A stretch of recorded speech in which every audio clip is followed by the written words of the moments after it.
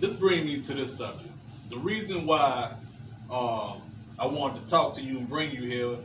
First of all, we always have music conversations whenever we get together. Right. So this is just me letting the public in on some of our private conversations. But what inspired me to hit you up, talk about this, to the average Joe, because they really don't know what Masters is and how really get, what it means. You know what I mean? So there we go. Lil Wayne selling his masters for 100 mil. What you think, man? Good or bad? Okay, so I look at it in two ways. Wayne been in the game for a minute. Yeah. Grew up in the game. Child star, basically. Rooted, right. Yeah. And he reached to a certain level in the game where, he's reached that legendary status and point where, he made it to that high ranking area in the music game. Right. But I look at it as, okay, so he's selling his masters for 100 million. He done did his work. Is he just selling his masters, or he's selling like publishers, royalties, all that? Do that? You know what I'm saying? Because it's one thing to sell your masters, but to get your royalties and your publishing off whatever is different. But him selling his masters, I mean, me personally, I wouldn't sell my masters at all. I mean, I want to own all mine for life. Right. You know what I'm saying? I want to keep getting those residuals in, but he's selling it for 100 million. Yeah. You got to think about what his plan on. His plan is about after that. So you wouldn't sell yours. Why not? Is it just about the residuals, or is it deeper than that? It's to me, it's just the longevity as far as generational. Right. You know what I'm saying? Right. I want to have something that's constantly bringing something in and take care. Right. My kids, grandkids, and kids all the way down. Exactly. Okay. And so I want them to eat off of me for life. Right. But if I'm giving all my stuff to somebody else, then now I'm forced to create something else. Yeah. You know what I'm saying? That's mine in order for me to be able to give that. But ain't no telling, because for me on the outside looking at Wayne, his family's set for life. Yeah. So I hear you. He might be having a power move. We don't understand. Right. And we don't know all the details of the deal. But just looking at that situation, right? I would say it's a bad idea, because for some of the reasons you said, I look at masters as an asset. Right. It's an asset. It's one of those things that brings and builds generational wealth. Right. So if he owned that to begin with, for them to buy it from him, he had to own it, which means that he was in a very powerful position, because like you said, he was a child star in the game. He's been rooted in the game ever since Hot Boys to his whole solo career. Yeah, right. And some people might not like Wayne, but to be 100% honest with you, man, he's like this generation Pop. He's actually a businessman as well. Yeah, he's like this generation Pop. And if something was to happen to that brother, like a lot of the new artists today, when you look at them, right, Wayne fathered that look. Yeah, you know what I mean? Yeah. As far as these dreads, the skinny jeans, the colors, the different colors, all of that is all Wayne. So he's very influential. So if he sold his masters for $100 million, just think about how much his masters was worth. Right. If they gave that brother $100 million. Right. And you just said something very important. How you want your family to eat off that for generations and generations, right? So it's basically like he kind of sold his legacy, because what I mean by that is, we know his daughter Reginae, and we know he got more kids. I don't know how many more kids, but if he sold his masters, then that means that Reginae's kids, her kids, they, you know what I mean, don't get none of that streams of income in the future. Right. You know what I mean? Just say they use Lollipop in a movie 20, 30 years from now. Won't be getting nothing off. His family ain't getting that. Right. You know what I mean? But Universal, whoever bought his masters, right? Right. Their family getting all that. Exactly. All that because they bought it. And they eating well off of it. They gonna eat well. Timeless music. And just think about the many different avenues they can put this music, right. Whether it's movies, commercials, TV shows. Right. All of those are different streams of income that Wayne just cut himself off from. That's gonna actually triple or quadruple that $100 million that he sold it for. They know it already. Yeah.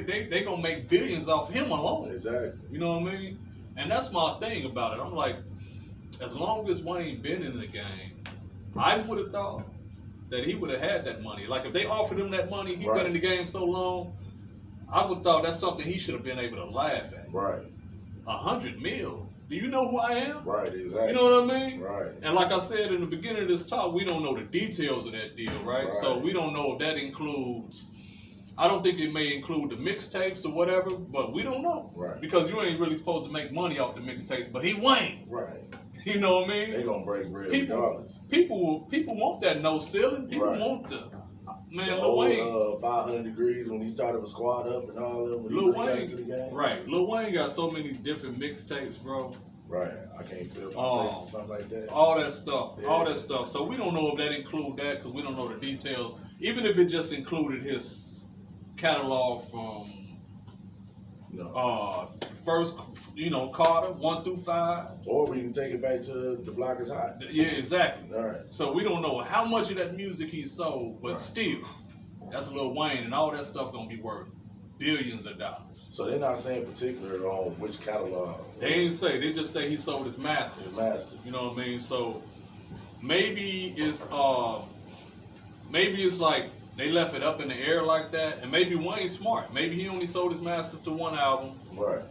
Not saying that that's smart, but that's smarter than us thinking he sold everything. Right. You know what I mean? I would hope he didn't sell everything. I hope he didn't either.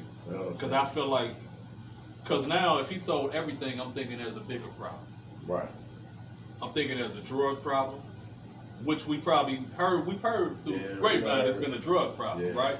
So that ain't far-fetched. But I'm also thinking that, because he just recently got caught with a gun charge. Well, they recently charged him. I heard the gun charge was actually old. So they recently charged him with it. Right. So what made them charge him with it? Is that like some funny stuff to get his masters? Like, you plead to this, we gonna hold these years over your head if you don't do this? You know that industry kind of funny, man. You know what I mean? And this something that a lot of people don't know, and a lot of us don't really think about it. But we don't know if he's fighting for his freedom. Right.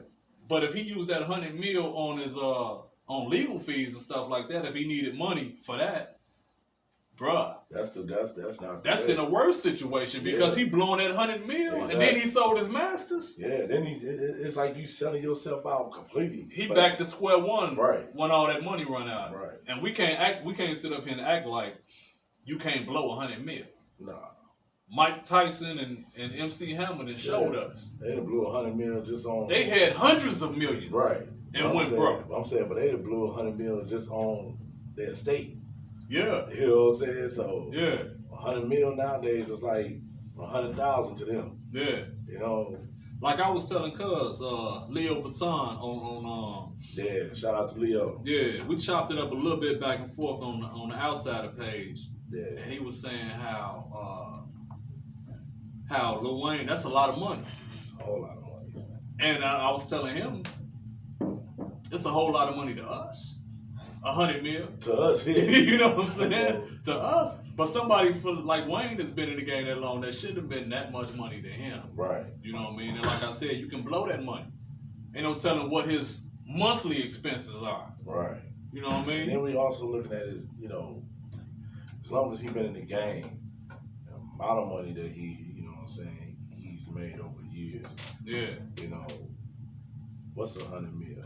That's what I'm saying. But we already know that Baby, he was going back and forth with Cash Money for some money that was owed to him, right? Yeah, but he got. But they say he got paid. Yeah. You know what I mean? Settled. So that's supposed that it got settled. So that $100 million shouldn't have enticed him to sell. And we just assuming. We just talking this hypothetical as if he sold his whole masters. Right. And we using Wayne as an example because He's the latest. He's the hip hop artist that's been in the spotlight this week. But this is for anybody. A big trend too. Right. That's selling their masters right now. Yeah. So when I think about it, is like, okay, so Wayne's, like you said, Wayne's selling his masters. And then again, you got to think deeper than that, like what masters and to what. And, yeah. You know, so like I said, we don't know. Right. You know, but at the same time, just the thought of selling your masters. Right. Like, I'm a big fan of Nipsey. And I always hear Nipsey say, yeah, I own all the rights to, I own all my masters and all the rights to all my music and all my raps. You know what I mean? Like, and when you constantly hearing that, and then later on in the years, you hear that one of the biggest artists in the game selling their masters. Yeah. When this person here was coming up telling you like, yo, man, ownership is everything. It's been about, this whole year been about ownership. Right. Support black businesses. Exactly. Start a business. This whole pandemic been a gift and a curse. Yeah. You know what I'm saying? Yeah. Because it's teaching us how to get back to hustling, putting in that real footwork again. Right. And then, you know, appreciating what we have and being able to know how to, you know, manage everything that we have. Right. But, you know, now, you know, you still got people that actually still sitting on old money. Yeah. So that's another thing you got to think about. Like, he probably still sitting on money from Hot Boy days. And, hopefully. You know? Hopefully. You know what I mean? Hopefully. Right. You say the pandemic been a gift and a curse. I agree with that. The curse, I believe the curse has a lot to do with, as far as the music industry goes, has a lot to do with them not doing those shows right now. You know what I mean? That's the curse. Right. And did Universal use that as their advantage? Because you know, we all know streaming ain't making no cash like that. Streaming ain't making no money like that. You know, we made, as an artist, you made more money selling physical copies, whether it was cassettes, CDs, whatever. Right. So right now, since streaming and everything been digital, right? These artists not really making no cash like that streaming.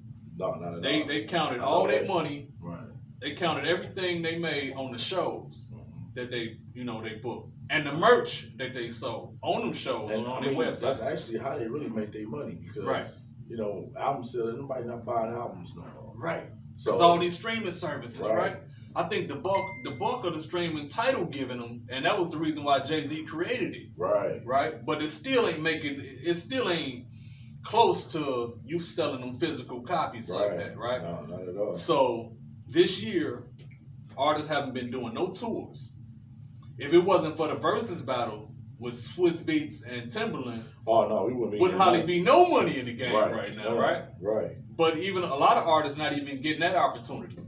So could it be, and I'm just hypothetically speaking, because I'm looking at the whole picture here, could it be that Universal seen that and just threw this big lump sum of money out there to a person like Wayne, who they know catalog is worth billions of dollars? Hey, he ain't doing no shows. His monthly expenses got to be this, and this. I don't know how many cars he got. I don't know how many mansions he got. He got kids. If we throw this money in his face, he'll probably take it because he ain't doing no shows like that. Right. You know what I mean? So did they use this pandemic as an advantage for them to squeeze out, squeeze artists like Lil Wayne, or Bob Dylan, or how you know, whoever else? It's like taking something to the pawn shop. Exactly. You know what I'm saying? And whether you're gonna sell it or you're gonna come back and get it. Yeah. You know what I'm saying? But then it's to the point where you never know what the struggle is. Yeah. So for him to be able to say, you know what, I'm just gonna go in and sell it for this $100 million. And that's like a dope fiend price. You know, the pawn shop treat us like dope fiends. Right. You can take a 14 karat gold, whatever. You can take something nice to the pawn shop, and they say, I give you $20 for it. They're gonna pay you 10% of what you paid. I give you $50 or $100 for it, and you be looking at them like, I'd rather go home and give it to somebody for it. Depending on your situation. Right. Depending on, you know, you might be down on your luck and you might get at to the pawn shop for a meal. Right. But I look at that, $100 million to somebody like Wayne for something that's gonna take him, that's gonna generate income for the rest of his life, his kids' life, his kids' life, bruh. And you know, they got a thing now where they have, I was listening to an interview with Genuine, and he was talking about how Pony is still making him money right now. Yeah. You know, and I thought about all the movies that Pony was in. You know, the song. So it was funny that after I watched that the interview with him, Wild Hogs came on. Oh yeah.